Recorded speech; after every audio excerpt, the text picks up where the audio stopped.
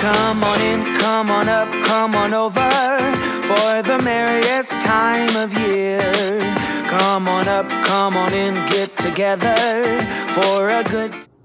Well, hi everyone and welcome back to my channel, and today it's going to be a fun video, even though I won't be able to eat any of these because I am currently doing Whole30, but I am going to be making a delicious holiday dessert for you guys. And I am so excited. I have not used my KitchenAid in a while. And if you guys are making this at home, you don't need a KitchenAid. You can easily make this with any kind of mixer, or you can use any other stand mixer if you have one, or a hand mixer. So don't think that you need a KitchenAid for this recipe. It's a super easy traditional recipe. Today we are going to make handmade candy cane sugar cookies. And so what you're gonna need are a few ingredients I'm about to show you, and then we will get right into the video. All right guys, let's get cooking. And before I get started, thank you to Mandy in the Making for putting together this amazing collab playlist. Do you miss me at all? Do you think about the things we used to do? No, you couldn't stand tall. So why didn't you call? So many years has gone by, but I think about you all the time. Looks like you're changing and all, but why didn't you call? So my first step is that I am going to be putting the butter into the mixer and softening it up. And I will say that I used plant butter due to some family allergies to dairy. However, I do think that these cookies would have turned out better had I used actual butter.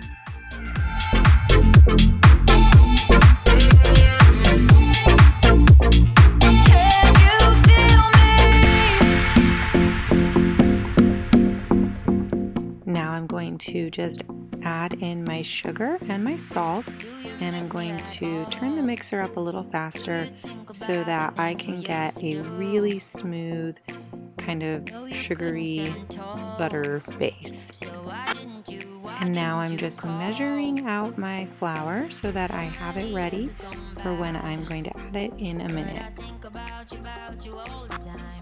And I actually used gluten-free flour for this recipe because I am gluten-free and there are many people in my family who are as well. However, I do think that this recipe would be 100% just as good if you use regular flour. And now I'm just going to separate my egg yolk. I'm really bad at this, guys. It might just be that I have a really bad egg separator, but I did crack my egg a little bit, but it's fine.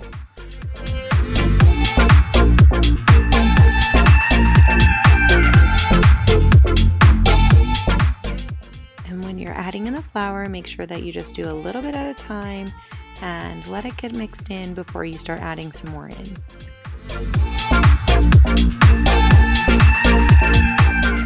And now I'm just going to add in my vanilla, and this is a special vanilla that my sister made, and it is mixed with some kind of bourbon and cinnamon.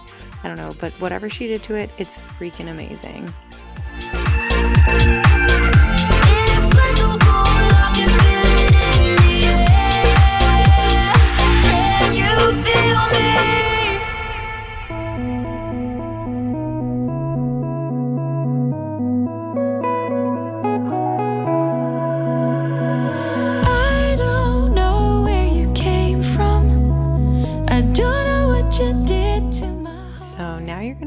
Some plastic wrap, and you're going to split your dough into 2 equal size lumps. Like nobody is watching what we're doing, like nobody is watching us, like nobody is judging what we're doing. Once they're equal, you're going to put half back in, and this one we are going to turn red so that we can have white and red contrasting colors for the candy canes.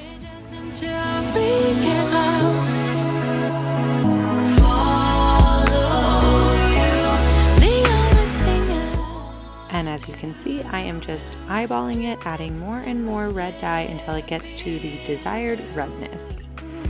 We're dancing till we get lost.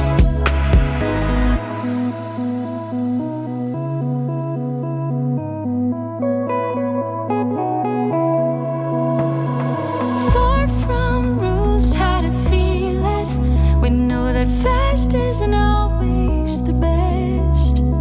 Sometimes your turns makes me dizzy, but with you I don't need the contest.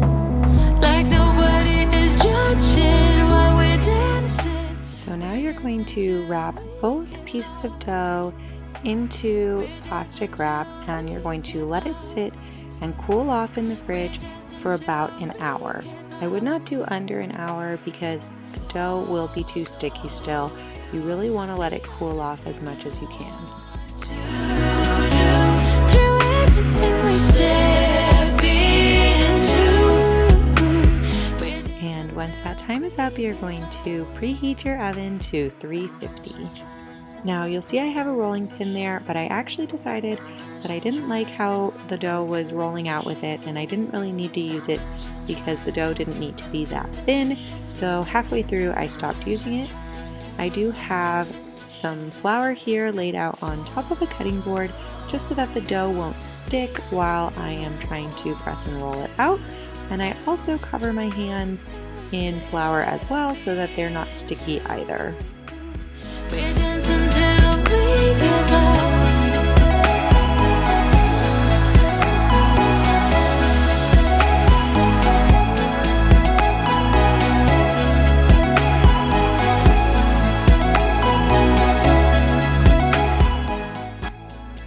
And about now is when I'm realizing that the plant butter that I used is not holding the dough together as well as regular butter would have. And especially with gluten-free dough, it doesn't have the gluten to help bind it together. So you really do need something else kind of to help in the binding process. So while these cookies still turned out great, they did end up a little bit crumbly, probably due to using plant butter instead of real butter.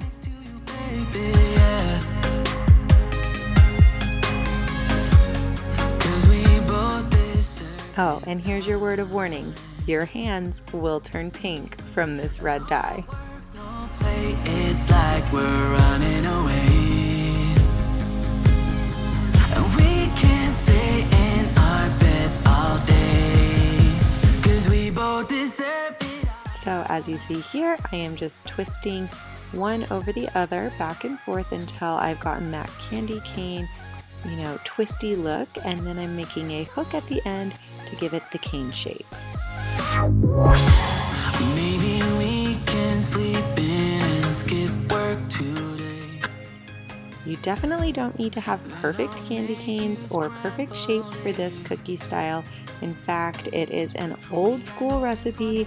Back in the day, they didn't care if they were perfect. They just cared that they tasted delicious. And so if you're making these, don't try and make them Pinterest perfect. They're not going to turn out exactly shaped like a candy cane, but they will turn out delicious. It's like we're running away. We can't stay in our beds all day, 'cause we both deserve it all.